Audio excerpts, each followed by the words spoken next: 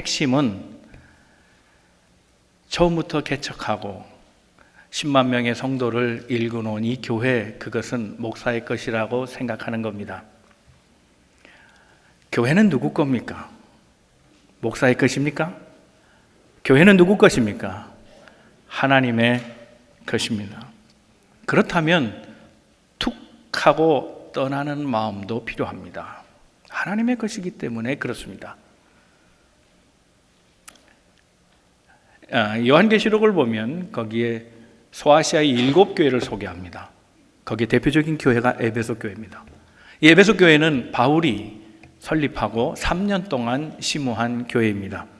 그리고 나머지 두아디라 등등 비롯한 나머지 6개의 교회는 에베소에서 바울로부터 배워서 그래서 소아시아 각처로 흩어진 제자들이 세운 교회입니다. 그러니까 에베소 교회는 모교회입니다.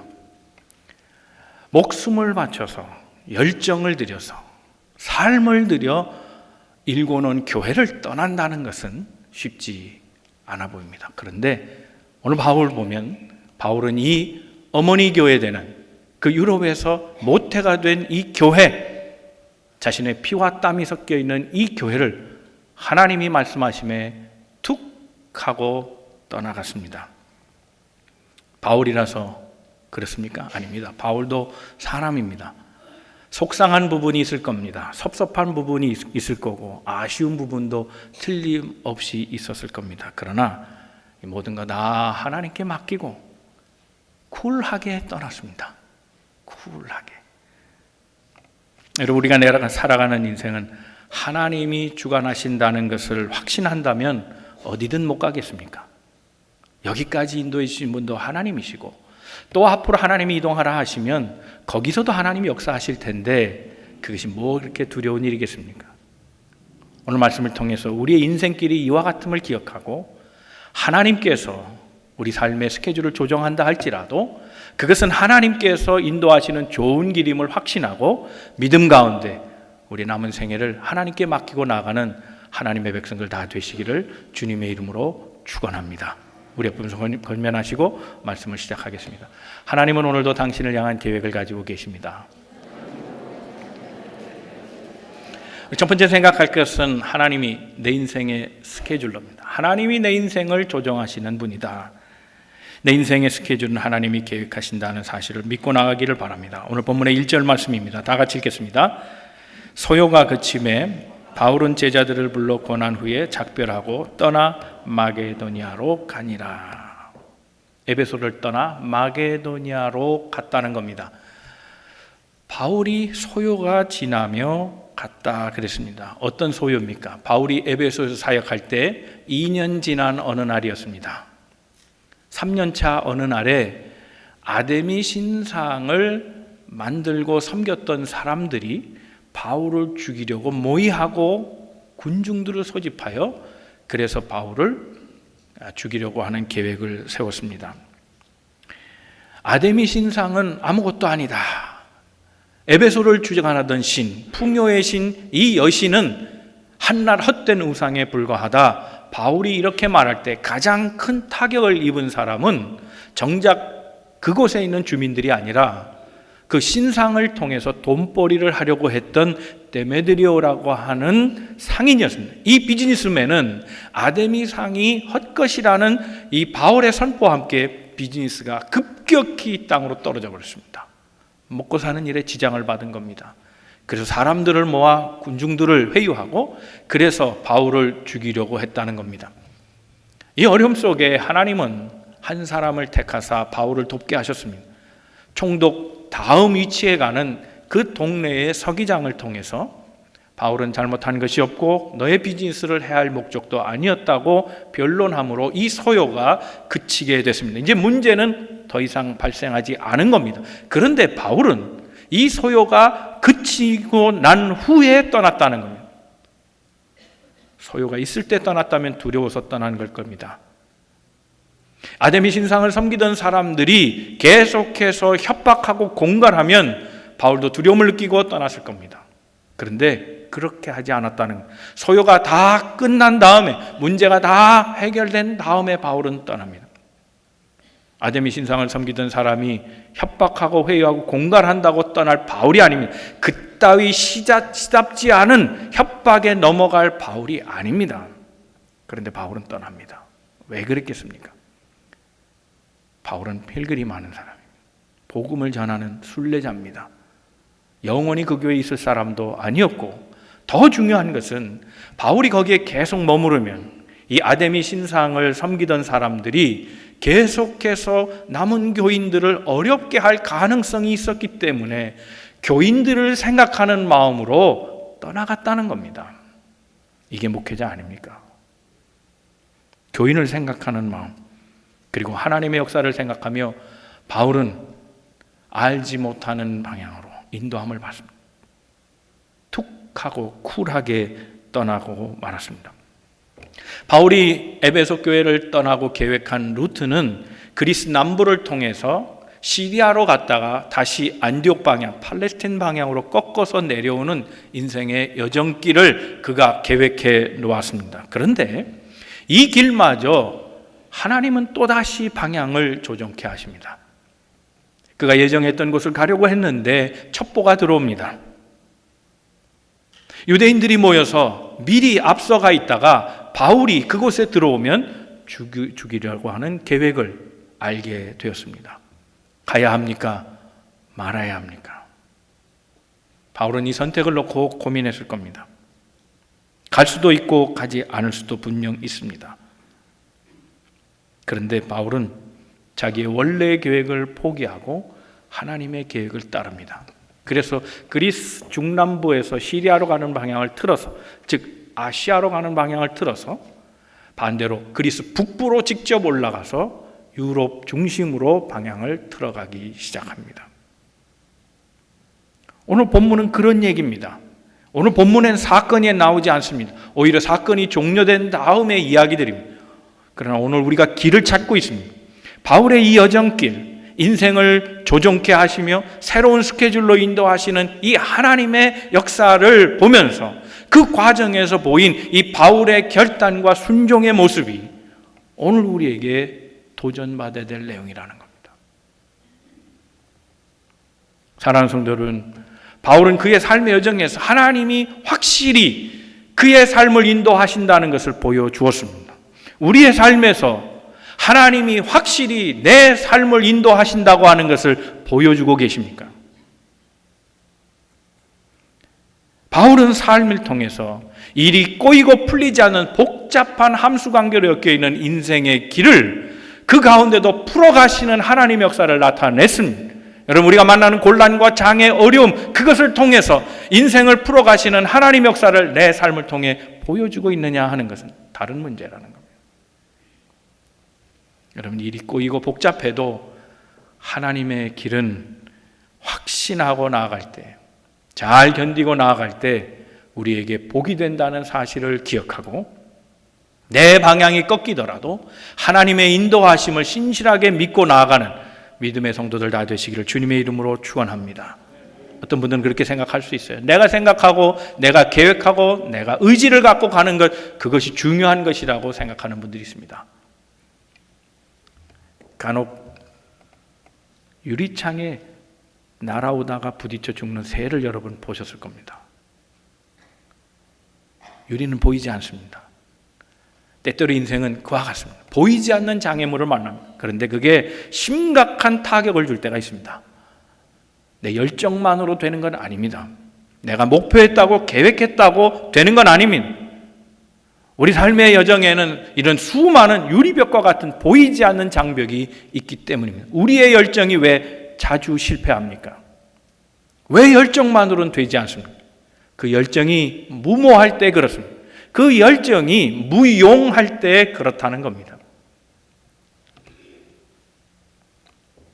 바울은 하나님의 계획이 있다는 사실을 믿고 바울이 생각하던 길을 접을 수 있었습니다.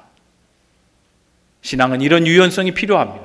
내가 계획했을지라도 하나님이 꺾으시면 순종하고 가는 이런 유연성이 필요합니다. 어떤 때 신앙의 유연성이 생깁니까? 신앙의 유연성을 가지려면 두 가지를 기억해야 합니다. 첫째는 우리 인생이 하나님의 길을 걸어갈 때 내가 계획한 길을 꺾으시면 그 길은 더 단순하다는 사실을 믿어야 합니다. 내가 계획한 일대로 가는 게 마음 편하잖아요. 그 길이 쉬워 보이고 단순해 보입니다. 그러나 인생은 예상치 않은 일을 반드시 만나게 되어 있습니다. 그때 꼬이면 답이 없습니다. 도리어 내가 방향을 수정하는 것, 그래서 생각해 보지 않은 길이라 이게 꼬이는 것 같고 복잡한 것 같지만 하나님은 우리 인생길을 인도하시는 분이라 그 길에 순종하고 나아가기만 하면 그 일이 오히려 단순해진다는 사실을 믿고 가야 한다는 겁니다. 또 하나는 우리가 하나님의 손 안에 있을 때 때로는 이해할 수 없는 일이 발생한다는 겁니다. 내가 계획하고 간 것은 예측이 가능합니다. 다 알진 못해도 대강은 계획하고 한 대로 그래서 맞아가기 쉽습니다. 그러나 하나님이 인도하시는 길은 내 예상 밖입니다. 때로 그래서 낯설은 경험들을 하게 됩니다. 하나 기억할 것은 하나님이 바꾸신 길은 하나님이 인생의 해결책을 풀 수 있는 묘수를 갖고 계시다고 하는 사실을 믿고 가라는 겁니다. 낯선 일을 만나도 하나님은 내 문제를 풀어주실 묘안을 갖고 계신 분이라는 사실을 믿고 갈 때에 우린 신앙의 유연성을 갖고 갈 수 있게 된다는 겁니다. 사랑하는 성도 여러분, 복잡해도 잘 견디길 바랍니다. 하나님이 복잡한 문제들을 해결해 주실 것입니다. 하나님이 인생을 꺾으셔도 순종하고 가기를 바랍니다. 당황하지 마십시오. 하나님이 변경시킨 일은 하나님이 반드시 책임져 주신다는 사실을 믿고 하나님의 길에 인도함을 받고 순종하고 나아가는 믿음의 성도들 다 되시기를 주님의 이름으로 축원합니다. 두 번째 우리가 생각할 것은 순종은 확신에서 온다는 겁니다. 16장 9절 말씀을 한번 같이 읽겠습니다. 시작.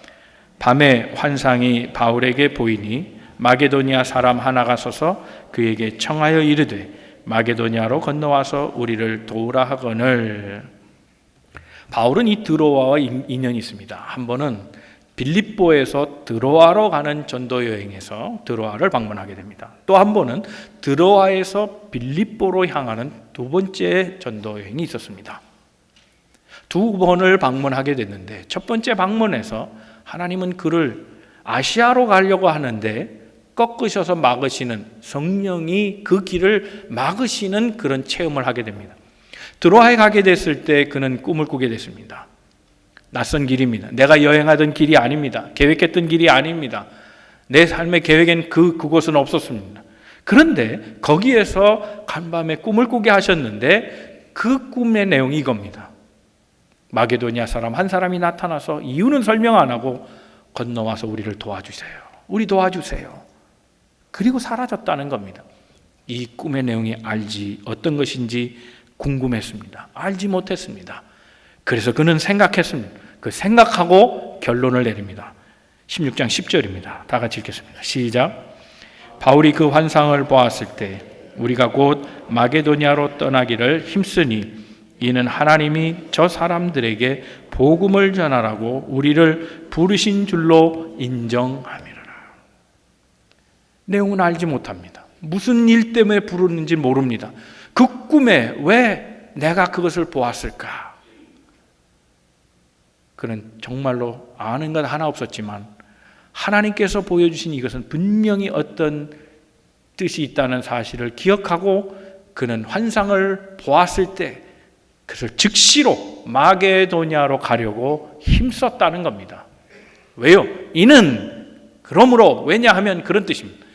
하나님이 저 사람들에게 복음을 전하라고 우리를 부르신 줄로 인정함이니라 그랬어요. 그래서 인정했다는 말은 영어 성경의 번역이 훨씬 더 정확합니다. 결론을 내렸다는 겁니다. 이것저것 다 생각해 봤는데 결론은 하나님이 그 사람을 내게 환상 속에 보이게 하신 것은 거기서도 복음을 전하라. 거기에 수많은 사람들이 죽어가고 있으니 그 영혼을 구원하게 하여 너는 그곳으로 가라고 하시는 하나님의 뜻인 줄로 결론을 내리고 갔다는 겁니다. 사랑하는 성도 여러분, 우리가 때때로 길이 막힐 때가 있습니다. 그래서 왜 이런 일이 내게 일어나는가 생각하고 생각합니다. 고민하고 고민합니다. 애쓰고 애쓰지만 우리 신앙인의 결론은 하나님이 하시는 일이라는 겁니다. 어떤 결론을 내려도 하나님에 대한 결론은 우리가 포기할 수 없는 신앙의 자세라는 겁니다. 사랑하는 성도 여러분, 고민하다가 자기 선택으로 가지 마십시오. 고민하더라도 하나님의 일로 모든 길 결론을 내리고 하나님의 뜻을 따라 순종하는 우리 모든 성도들 다 되시기를 주님의 이름으로 축원합니다. 누가 우리 인생을 앞길을 알겠습니까? 인생이 불확실할 때가 얼마나 많습니까? 내일 일을 누가 알겠습니까? 내일 일을 알지 못하는 미지의 일, 미지의 곳, 미지에서 발생할 많은 일들, 그러나 거기에서 가장 큰 파워를 낼 수 있는 것이 있다면 순종입니다. 모르는 일, 모르는 인생, 거기에서 가장 유용한 도구가 있다면 우리 신앙인들에게 가진 가장 중요한 무기, 순종이라는 사실을 기억해야 합니다. 이것을 확신해야 합니다. 사랑하는 성도 여러분, 여러분의 삶과 여러분의 가정을 하나님께서 인도하실 줄로 믿습니다. 여러분의 가정뿐만 아니라 여러분의 기업도 하나님께서 함께 하실 줄로 믿습니다. 이것을 믿고 나아가기를 바랍니다. 우리 만남의 교회도 하나님이 다루어 가시고 하나님이 인도하실 줄로 믿습니다. 이것이 우리 생각의 결론입니다. 하나님을 믿는 자들, 그들의 가정과 그들의 기업과 그들의 교회는 하나님이 인도하신다는 것, 이것이 우리의 믿음입니다. 우리는 우리의 스케줄대로 갑니다. 우리가 계획하고 우리가 목적하는 바를 위해서 우리의 스케줄을 보고 가지만 언제든지 그건 변경될 수 있는 겁니다. 그러나 변하지 않는 것이 있습니다. 그것은 하나님의 인도하심입니다. 저는 미국 가수 중에 스티비 원더를 참 좋아합니다. 스티비 원더 아시잖아요. 앞이 보이지 않는 맹인 가수입니다. 근데 그가 부르는 노래는 어떻게 된 게 슬픈 노래도 아름다워요. 슬픈 노래도 아름다워. 얼마나 삶을 아름답게 얘기하고 사랑에 대한 얘기들이 많고요. 밝고 아주 좋은 노래들이 참 많아요. I just called to say I love you. 인권사님 고개 끄덕거려 주셔서 참 감사해요. 다른 분들은 모르시나 봐요. 그죠? 여기 다 모르시죠? 이런 세속적인 노래는. 이제 끄덕거려 주시면 제가 아주 힘이 됩니다. 좋은 노래가 많아요. 그죠? I just called to say I love you. 그래도 안 하시는 분은 이게 방법이요. 얼마나 아름다운지 몰라요. Isn't she lovely라는 노래가 있어요. 그걸 정말 노래할 때 보면요. 정말 너무 기뻐서 아우, 저 여자 너무 사랑스럽지 않아? 이러면서 노래를 하는데요. 아우, 너무 좋아. 이 목을 쭉 빼요. 이분은 이렇게 앞이 안 보여서 그런지 모르는데 이 검은 안경 쓰고 Isn't she lovely? Isn't she wonderful? 이러다. 얼마나 행복하게 노래 부르는지 몰라요. 너무 좋아요. 근데 이 사람이 어떤 기자가 그런 질문을 했어요. 당신 혹시 앞이 보이는 거 아니냐고, 물체라도 확인하는 거 아니냐고, 쇼하는 거 아니냐 말이에요. 페이크 아니냐 말이에요. 어떻게 당신 그 피아노 앞에 그냥 앉아서 연주를 하냐고. 그때 스티비 원더가 한 말이 있어요. 자기는 사전에 스텝이 알려주는 정보를 믿고 간다는 거예요. 앞으로 몇 걸음 더 걸으면 계단이 있고, 계단은 몇 개고, 오른쪽으로 틀면 몇 볼을 걸어가면 그 앞에 피아노가 있다라는 말을 듣고 올라간다는 거예요. 그리고 그대로 하면 항상 거기에 피아노가 있었다 그래요. 앞길을 모르는 거, 그거 우리 인생 아니에요? 물체를 본다고 보는 거예요. 우리 앞날을 모르는데 어쩌면 우리는 영적인 맹인 아니에요. 그런데 이 맹인에게도 소망이 있어요.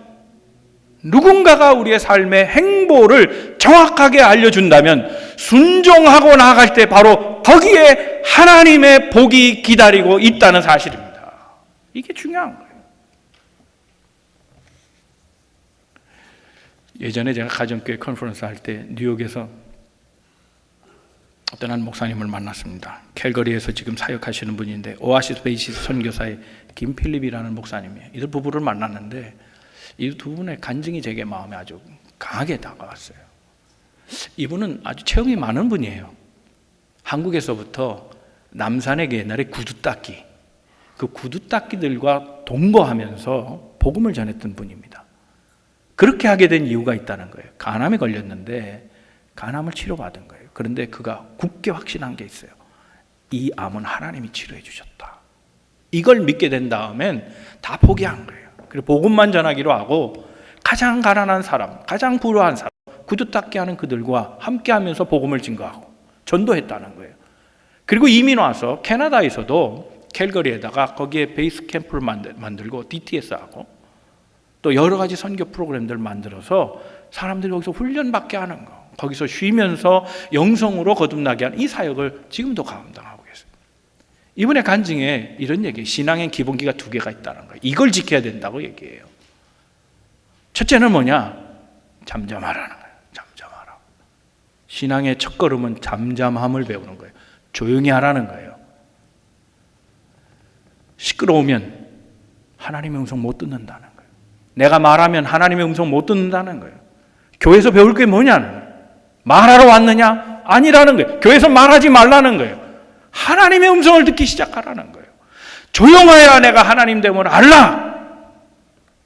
엘리 제사장처럼, 엘리야처럼 하나님의 음성을 듣는데 기울이기라는 거예요. 그러면 조용해야 된다는 거예요. 그래야 하나님의 음성을 들을 수 있고 그것은 곧 신앙의 시작이라는 거예요. 그리고 2번째 기본기가 있는데 하나님의 말씀을 그래서 듣게 되었으면 반드시 순종함으로 나아가라는 거예요.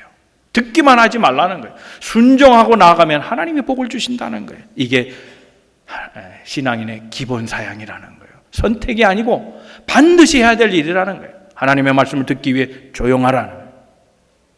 그리고 하나님의 말씀을 들었으면 반드시 순종하라는 거예요. 순종은 신앙인들의 기본 자세라는 거예요. 드로아로 꺾으신 하나님, 이제 그 하나님을 체험합니다. 그가 7일 동안 드로아에 머물게 됩니다. 이전에 우리로 건너와서 도와주세요 하던 마게도니아 사람의 그 환상을 그때는 몰랐어요. 그런데 이제 하나님이 다시 한번 꺾으셔서 드로아로 가게 하실 때 그는 알게 됐어요. 단지 그가 마음에 확신을 가졌던 것은 하나님이 그들에게 복음을 증거하라고 하신 거겠지라고 하는 마음의 생각과 그 생각에 대한 결론뿐이었지만 직접 가서 그들을 보니 그랬구나. 하나님이 나를 부르시는 이유가 여기에 있었구나. 그 7일 동안의 집회를 열면서 바울은 정말 몸으로 체득했을 거예요. 하나님의 뜻에 순종했더니 하나님이 이것을 알게 하셨다는 겁니다. 사랑하는 성도 여러분, 우리가 가는 길을 몰라도 하나님이 꺾으시면 순종하기를 바랍니다. 하나님은 정확하게 우리의 삶을 길을 인도하시는 분입니다. 그 길의 끝에 하나님의 복이 있음을 믿으시고 하나님이 인도하시는 길에 순종하고 나아가는 우리 믿음의 백성들 다 되시기를 주님의 이름으로 축원합니다. 세 번째 생각할 것은 잘 기다리는 사람에게 은혜를 주신다는 겁니다. 5절과 6절 말씀을 한번 같이 읽겠습니다. 시작. 그들은 먼저 가서 드로아에서 우리를 기다리더라. 우리는 무교절 후에 빌립보에서 배로 떠나 닷새만에 드로아에 있는 그들에게 가서 2일을 머무니라. 자, 5절에 보면 드로아에 가는 또 다른 무리가 있는 걸 봅니다. 그러니까 이들이 바울의 일행이었는데 배편이 잘 준비 안 돼서 그 패가 나누어졌다는 걸 알 수 있습니다. 그래서 한 패는 바울보다 먼저 떠나가게 됐습니다. 얼마를요? 5일 먼저 가게 됩니다.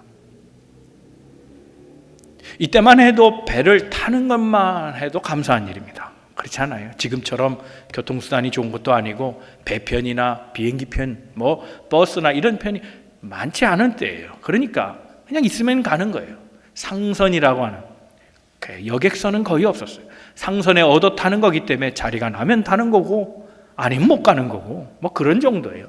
그러니 먼저 5일이라도 가 있다는 거는 그건 감사한 일이에요. 거기서 5일을 기다렸다는 겁니다. 그런데 그들이 기다렸다는 데서 저는 은혜가 돼요. 바울과 함께 오랫동안 동역자가 되어서 사역한 이 사람들은 정말 기다림에 익숙한 사람들이 아닌가. 인내의 훈련을 잘 받은 사람들이 아닌가 생각이 돼요. 그렇지 않으면 그와 함께 복음전도 1차, 2차, 3차 바울이 죽기까지 따라다닐 수 없어요. 훈련된 사람이, 인내가 훈련된 사람들이라는 거예요. 사도행전 20장 4절 말씀입니다. 다 같이 읽겠습니다. 시작. 아시아까지 함께 가는 자는 베레아 사람 브로의 아들 소바도와 데살로니가 사람 아리스다고와 세군도와 더베 사람 가이오와 및 디모데와 아시아 사람 두기고와 드로비모라 그랬습니다. 거기에 먼저 간 사람들 따로 떨어진 한 패를 얘기합니다. 아시아까지 함께 가는데 동역자들을 얘기하며 한 사람 한 사람 기억하고 있습니다. 누가요? 누가가 그랬습니다. 사도행전을 쓴 누가는 바울만 주목한 것이 아니라 바울과 함께 기다림에 익숙한 자들, 인내로 훈련하며 복음 사역을 받들었던 이들의 이름까지도 기억해 주면서 이들을 바울처럼 그렇게 존경해 주고 있는 모습을 보여줍니다. 첫 번째 사람은 브로의 아들 소바도입니다. 브로의 아들이라 그랬습니다. 그러니까 그의 아버지의 이름은 브로입니다. 아들은 소바도입니다. 성경에 대체로 상식적으로 기억하면 좋은 일인데 누구의 아들 그러면 좋은 집안입니다. 그래도 뭔가 그 집안이 유명하니까 아버지의 이름을 빌린 겁니다. 누구의 아들 괜찮은 집안이라는 겁니다. 브로 괜찮은 사람이었던 것 같습니다. 다시 말하면 소바도는 손에 물 안 묻히고 자란 자식이라는 겁니다. 부유하게 금수저로 태어나면 물 안 묻힙니다. 고생스러운 일 안 합니다. 인내 없습니다. 성격이 급하고 빠르고 참는 거 하지 않아요. 할 필요가 없는 사람인데, 그런데 지금 그가 인내의 사람이 되었다는 걸 얘기하는 겁니다. 바울과 함께 다니면서 잘 참는 사람이 됐다. 이걸 지금 간접적으로 보여주는 겁니다. 그래 다른 사람은 아버지 이름을 언급하지 않았습니다. 그런데 이 소바도만 아버지 이름을 언급합니다. 잘 사는 집안에, 유복한 집안의 자식으로 태어났지만 바울과 함께 고생한 넘버원의 사람, 잘 기다리는 사람, 바울을 잘 도와주고 협력하며 잘 참아준 사람 소바도가 있다. 바울이 누가가 기억해 준 겁니다. 두 번째 사람이 있습니다. 아리스다고. 데살로니가 사람 그랬는데 구체적으로 말하면 이 사람 역시 마게도니아 사람입니다. 마게도니아 사람으로서 그는 에베소에서 아데미 신상 때문에 소요가 일어났을 때 바울이 잡히며 함께 잡혀간 사람입니다. 바울과 함께 고생했던 사람. 그러나 그 고생으로 끝나지 아니하고 바울의 3차 여행을 계속해서 따라갔던 잘 참아주고 인내한 사람, 그 사람이 이 사람 아리스다고라는 겁니다. 그리고 끝까지 바울을 감옥에서 자원하여 드나들면서 바울을 케어해 준 사람이 바로 이 사람입니다. 아리스다고 다음에 사람이 세군도입니다. 세군도 영어로 하면 뭡니까? 세컨드라는 겁니다. 그러니까 이 사람은 둘째 아들입니다. 둘째 아들은 잘 참는 사람입니다. 형 때문에. 둘째 계십니까? 둘째 아들은 잘 참는 사람입니다. 막내 때문에. 그죠? 공감하세요? 아닌가요? 그렇잖아요. 둘째는 형 때문에 밀려요. 항상 참아야 돼요. 막내는 또 막내라고 또 위하니까 둘째는 또 할 말이 맨날 불만. 그래 참고 참는 게 익숙한 게 둘째. 그런데 바울을 만나서 또 참아야 돼. 평생을 참았던 사람 세컨드라는 거예요. 이 사람은 2인자로 있었어요. 계속 참고 참았던 사람, 그 기다림에 익숙한 사람, 훈련된 사람이라고 그 이름 속에 그의 얘기를 담아놓고 있습니다.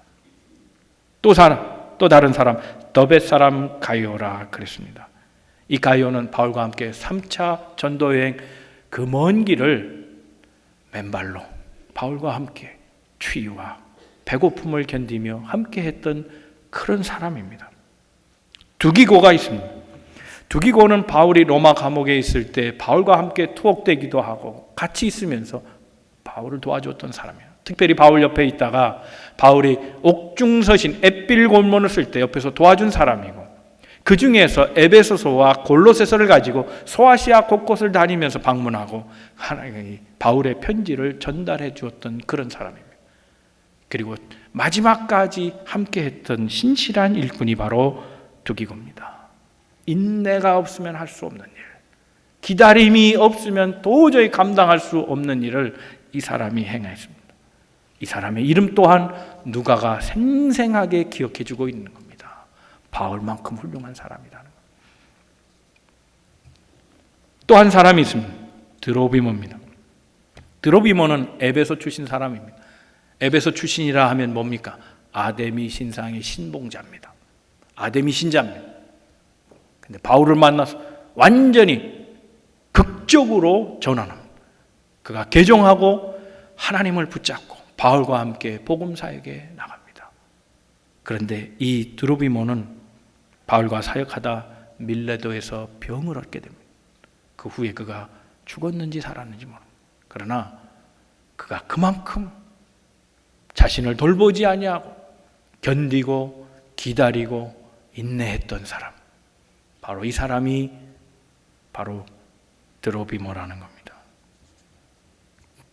누가는 이 사람 역시 바울과 함께 기다림에 익숙한 사람이라고, 훈련한 사람이라고 얘기해주고 있습니다. 모든 사람이 다 기다림에 익숙한 사람입니다. 기다려야 할 때 기다려야 합니다. 기다리지 못하면 축복을 받을 수 없습니다. 못 기다리면 끝나는 겁니다. 여러분, 과일나무도 열매를 맺는 데는 심어놓고 기다려야 하는 시간이 있잖아요. 그렇지 않습니까? 보통 열매를 맺으면 일반적인 과일은 몇 년 기다려야 합니까? 몇 년이요? 우리 전문가 주대택 집사님 아무 말 안 하시네. 몇 년 기다려야 돼요? 열매가 나오려면. 잘 몰라요? 아니, 전문가가 모른다 그러면 내가 할 말이 없는데. 보통 얼마 걸립니까? 3년. 그죠? 3년은 돼 열매가 나오잖아요. 목재로 쓰려면 몇 년 기다려야 합니까? 최소 10년, 30년 기다려야 돼요. 최소 10년에서 30년은 돼야 목재로 쓰는 거예요.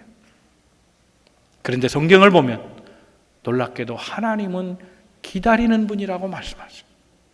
그리고 하나님처럼 우리도 기다리라고 말씀하세요. 하나님은 기다리는 자에게 복을 주시고 기다리는 사람은 하나님의 복을 받는다고 성경이 그렇게 얘기해 주고 있어요. 이사야서 30장 18절 말씀입니다. 다 같이 한번 말씀 읽겠습니다. 시작. 그러나 여호와께서 기다리시나니 이는 너희에게 은혜를 베풀려 하심이요 일어나시리니 이는 너희를 긍휼히 여기려 하심이라. 대저 여호와는 정의의 하나님이시라. 그를 기다리는 자마다 복이 있도다. 그를 기다리는 자마다 복이 있다 말씀하십니다. 하나님도 기다리시는 분입니다. 우리도 기다려야 합니다. 저는 미국이 참 좋은데 한 가지 좀 불만이 있는 게 뭐냐면 이 전화 시스템이에요. 무슨 보험이나 뭐 등등 뭐 이런 거 좀 문제가 있어서 상의하고 물어보고 해결하려고 하면 전화를 해야 되잖아요. 근데 전화가 이게 왜 이렇게 어려운지 몰라요. 여러분 다 경험하시죠? 이게 한 번에 연결되는 게 별로 없어요. 그리고 오래 기다려야 돼요. 그것도 한국에 무슨 화장실 변기 청소하는 그런 차에서 들리는 음악 소리 있잖아요. 띠리리리리리 띠리리 띠리리. 아니 그 음악만 계속 나오고 또 나오고 또 나오고, 됐다 싶으면 무엇을 원하시면 몇 번, 무엇을 원하시면 몇 번, 그거 가면 또 거기에서도 또 뭘 하면 몇 번. 이게 짜증이 나. 이게 하자는 건지 말자는 건지 얘기를 듣겠다는 건지 포기하고 끊으려는 건지 도대체 헷갈려서 못 들어요. 어떤 때는 10분, 어떤 때는 30분, 저희 개인적인 경험은 한 45분까지 기다렸던 것 같아요. 그런데 45분 한번 그래 전화하고 나면요 한 2시간, 3시간 전화한 것 같은 그런 느낌이에요. 스트레스를 얼마나 받는지 몰라요. 그런데 미국에 좋은 점이 또 있어요. 그건 뭐냐면 어찌됐든지 교환수를 만나고 담당자를 간택이 되면 말이죠, 문제가 다 해결된다는 거예요. 그건 참 미국이 좋은 것 같아요. 그런데 여러분, 인생의 교환수보다 하나님이 더 좋은 분 아니겠어요? 참고 기다리면, 인내하면 하나님을 만나게 되고 그 하나님이 복 주신다는 사실을 기억하시길 바랍니다. 내 말씀을 정리하면, 하나님은 인생의 스케줄을 조정하시는 분이에요. 하나님이 인생의 스케줄을 조정한다면 믿고 가세요. 하나님이 틀으신 일은 하나님이 다 책임져 주세요. 우리 눈엔 복잡해 보여도 하나님은 다 묘수를 갖고 계셔서 따르기만 하면 하나님이 좋은 길로 인도해 주시리라 믿습니다. 순종하고 나아가서 어떻게 하나님의 길을 순종하고 갑니까? 확신입니다. 믿음입니다.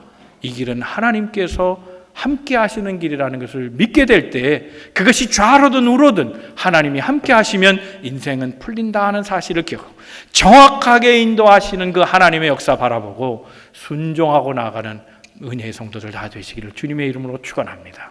더 나아가서 이 모든 일을 때로는 알 수도 없고 때로는 예측할 수도 없지만 그 기다림과 기다림 끝에 하나님은 반드시 우리에게 복을 주시고 은혜를 주신다는 사실을 기억하고 잘 참고 기다려서 하나님의 은총을 맛보시는 우리 모든 성도들 다 되시기를 주님의 이름으로 축원합니다.